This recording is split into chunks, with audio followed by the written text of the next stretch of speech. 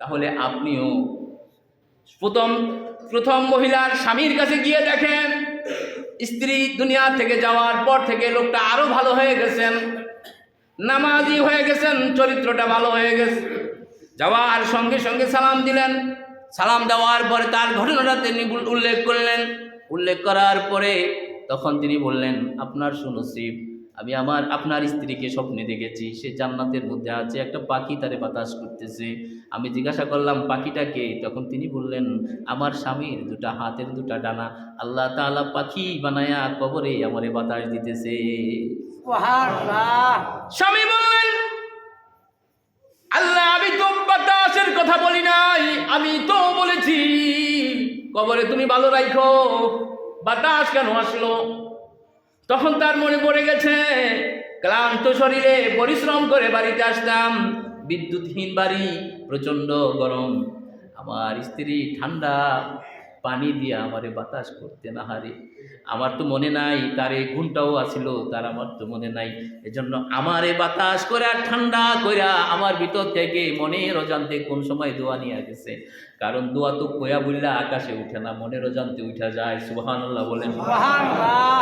মনের কষ্টটা যেমন অজান্তে লেগে যায়, মনের দোয়াটাও অজান্তে লেগে যায়। রাস্তাঘাটে মানুষের গায়ে কোনোদিন হাত দিবেন না, মারবেন না।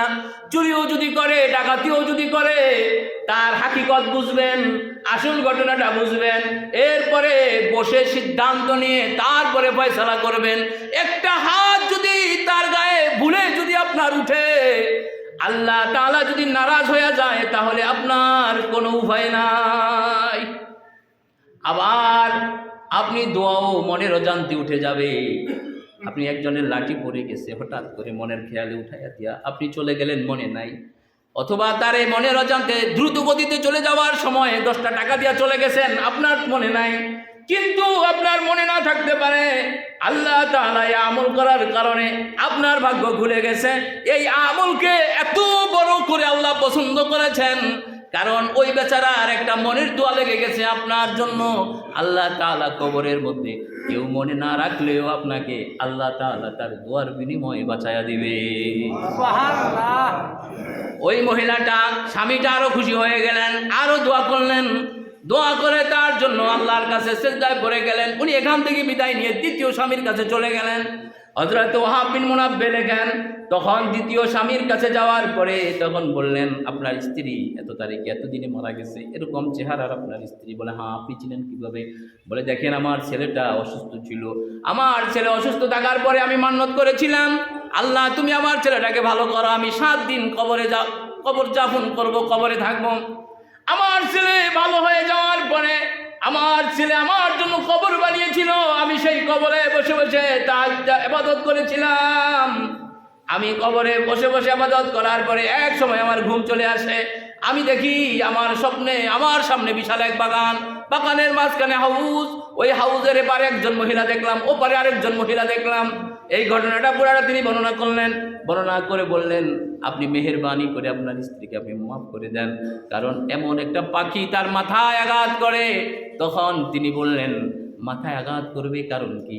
তখন তার মনে পড়ে গেছে, 1 নাম্বার হলো মুখে মুখে তর্ক করতেন, আর দ্বিতীয়ত হলো হাতের কাছে যা কিছু পাইতেন তা দিয়েই স্বামীর মাথায় বাড়ি দিতে চাইতেন।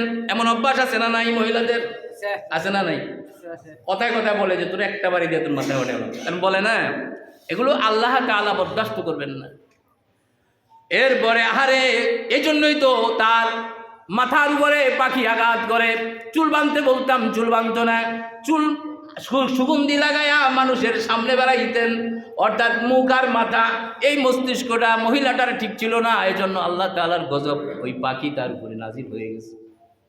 আমি কি করতে পারি এখন, আমি কি করতে পারি? তখন ওই মহিলাটা বললেন, আপনি কবরস্থ যখন হয়ে গেছে, কবরবাসী হয়ে যাওয়া কোনো মানুষের উপরে দাবি রাখতে নাই। সে যেই দলের নেতা হোক, সে যেই হোক না কেন, আপনার দুশ্মনও যদি হয়, আপনার জমিন ছিনাইয়া নিছে, অথবা আপনার সাথে আপনার পরিবারের কাউকে হত্যাও যদি করে, এরপরে তার যদি মৌত হয়ে যায় কোনোভাবে, তাহলে হাদিসের মধ্যে আসছে আপনি সকল মৃত্যু মানুষের জন্য দোয়া করবেন একভাবে।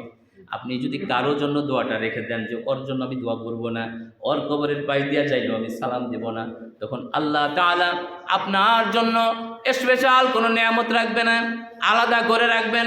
আপনি সবার সাথে স্পেশাল হয়ে উঠতে পারবেন না। আপনি যখন মন থেকে দুশ্মন হোক আর আপন হোক দুনিয়ার সব মানুষের জন্য দোয়া করবেন, তখন আল্লাহ তাআলা আপনার না চাওয়ার যত দোয়া আছে সবগুলো আল্লাহ নিজ জিম্মায় কবুল করে নিবে। সুবহানাল্লাহ।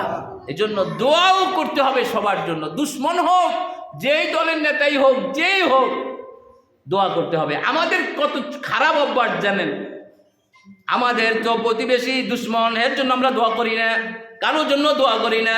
দল যেটা ক্ষমতায় থাকে ওই দলের নেতা ছাড়া ভিন্ন দলের নেতার জন্য দোয়া করলে চাকরি পর্যন্ত থাকে না, জেলে যেতে হয়। তাহলে বোঝা গেছে হিংসা আছে, আছে না নাই? যার মধ্যে এক যারা হিংসা থাকবে সে আল্লাহ তাআলার জান্নাত তো দূরের কথা, জান্নাতের সুগন্ধিও হবে না। হিংসা রাখা যাবে? হিংসা মুক্ত জীবন যখন আপনি গঠন করবেন, তখন আপনার এই দেশ মনে করেন হিন্দুতে ভরা, আপনি একা পরিবার মুসলমান জন্মগ্রহণ করে বসবাস করতেছেন। আপনি যদি হিংসা মুক্ত হন, ওই আফ্রিকার মুসলমানের দোয়াও আপনার জন্য আল্লাহ তাআলা আপনার বরাদ্দ করে দিবেন। আর আপনি হিংসুক হন, হিংসার কারণে শয়তান কিন্তু ইমানদার হতে পারে নাই, এই হিংসা রিয়া অহংকার থাকার কারণে। তা আপনার ভিতরেও যদি, আমার ভিতরেও যদি হিংসা থাকে, তাহলে আমাদের যত ইবাদত হোক আল্লাহর দরবারে কবুল হবে না, কোনো দোয়াই কবুল হবে না। আল্লাহ তাআলা আপনাকে আমাকে সকলকে হিংসামুক্ত ইবাদত, হিংসামুক্ত জীবন যাপন করার তৌফিক দান করুক বলি আমিন। আল্লাহুম্মা আমিন। ওয়া আখির দাওয়ানা আলহামদুলিল্লাহি রাব্বিল আলামিন।